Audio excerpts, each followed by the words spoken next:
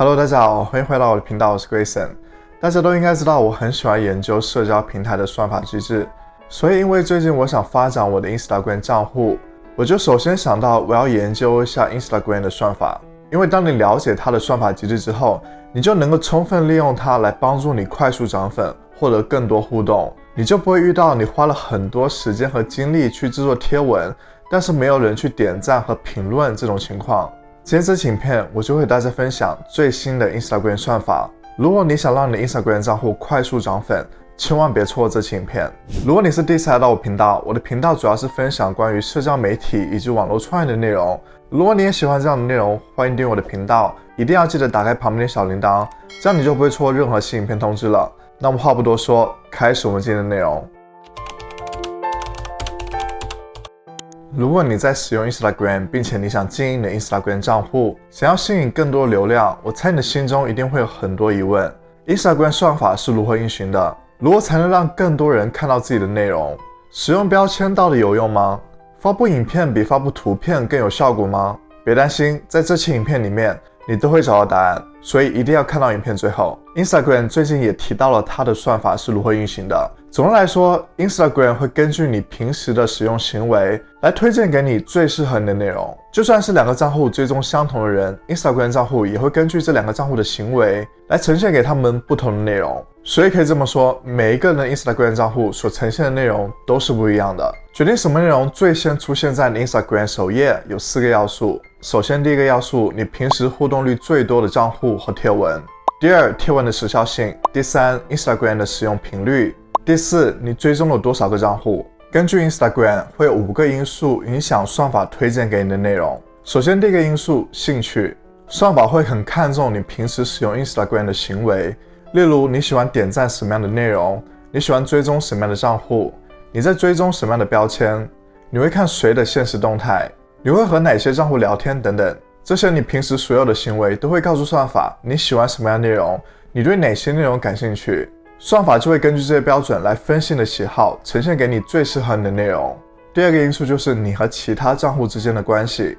算法还会看重你和其他账户之间的关系，例如你和某些账户会有经常聊天，互相点赞，互相评论，你会经常看他们的现实动态，这就会告诉算法你们之间的关系很亲密，所以当他们发布新的内容时，你都会第一时间看到，因为算法会假设你们会继续保持这种亲密的关系。这就是为什么当你每一次刷新你的 Instagram 首页时，出现在第一的都是和你平时关系好的人，不管他有多少粉丝。这也是为什么你平时看的最多的现实动态永远都会出现在第一个。这就意味着，如果你要涨粉，你就要和你的粉丝保持不错的关系，这样你的新内容才会第一时间出现在他们的 Instagram 首页里。第三点，时效性。Instagram 会在意你贴文的发布时间，因为 Instagram 算法会推荐给观众最新的贴文，所以想要增加我们内容的曝光度，我们就要在粉丝最活跃的时间段发布我们的内容。那我们是否能够知道粉丝在哪个时间段最活跃？你要把你的账户转化成企业账户，转化成为企业账户之后，你就能够知道你的粉丝在不同时间段的活跃程度，然后你找到最活跃的时间段发布你的贴文。第四点，使用频率。Instagram 会看你的使用频率，如果你每半个小时就刷新一次，那么 Instagram 算法就会呈现给你最新的内容。如果你每天只刷1到2次，那么 Instagram 算法就会根据你的喜好来推荐给你他们认为你最喜欢的内容。第五点，你追踪的账户。Instagram 算法会知道你追踪了什么账户，如果你追踪了非常多的账户，那么它就有非常多的选择，能够呈现给你不一样的内容，但是你无法看到每一个账户的最新更新内容。现在我们就知道了什么因素会影响到 Instagram 算法。那么我们如何才能利用这些信息来帮助我们经营我们的账户呢？总的来说，你要创造出你粉丝喜欢看的内容，并且保持持续更新。这个时候你又会有疑问，我怎么样才能知道我的粉丝喜欢看什么，他们对哪些内容感兴趣？接下来我总结了几点策略，能够帮助你更好利用 Instagram 算法来涨粉。首先，第一点， Instagram 的互动数据。Instagram 会看重什么样的互动数据？ Instagram 的互动数据有点赞、评论、分享、观看次数以及保存。根据这些互动数据，你就可以知道你的粉丝喜欢看什么样的内容，他们对哪些内容感兴趣，然后再配合上你粉丝的最活跃时间段，你就能够达到你的内容最大的曝光度。大家还记得如何找到粉丝的最活跃时间段吗？只需要把你的账户转换成企业账户就可以了。另外，大家也别担心，转化成企业账户并不会对你的账户有任何影响，任何类型的账户都是一样的。我们之所以会转化成企业账户，就是为了看到更详细的数据。第二点，我们应该发布影片还是图片？有一些留言会说，影片的互动率会比图片更高。这里我来解释一下这个情况。影片会吸引人看更久一点的时间，因为影片是有长度的，而图片大家都只是一扫而过。同时，在发现页面里，影片所占的空间是图片的4倍，这也就是为什么有些人会认为影片的互动率会比图片更好。所以根据这些，我们就能够知道，在 Reels 或者是 IGTV 上发影片，你就能够很好的从发现页面里面吸引到新的观众。但是 Instagram 也有澄清，他们并不偏好于任何类型的内容，任何类型的内容都是一样的。不过我们仔细想想，影片都是自动播放的，并且动态内容会比静态内容更吸引人。所以影片的形式是能够更吸引眼球的，能够更多互动的。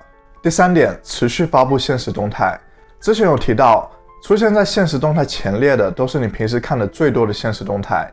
所以如果你不断发布限时动态，那么你就会一直出现在限时动态前列。这里我建议大家可以设定一个闹钟，每3-4个小时就能够提醒一下自己发布一个限时动态。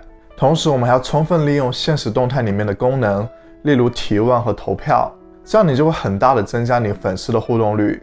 第4点，提供高质量内容。在 Instagram 上面，大家喜欢看2种内容，好看的图和有价值的内容。所以如果你的贴图能够用上冲击力强的颜色，粗大饱满的字体，或者使用高清的图片附上你的贴文，这样的内容才会更加的吸引到观众的眼球。第5点，文字说明。光有好看的图是不够的，你要附上你的文字说明。文字说明并不是要求你要写文章，而是要求你用些简单的语言增加粉丝的互动率。例如你可以问他们一个问题，然后鼓励他们在底下评论，这样做的目的就是希望他们能够在你贴文上停留更久一点时间。第6点，与粉丝互动。如果你发布了新的贴文或者是新的限时动态，有观众回复你评论你的内容，千万不要忽略这些，因为这能够非常好的增加互动率，并且能够拉近你与粉丝之间的关系。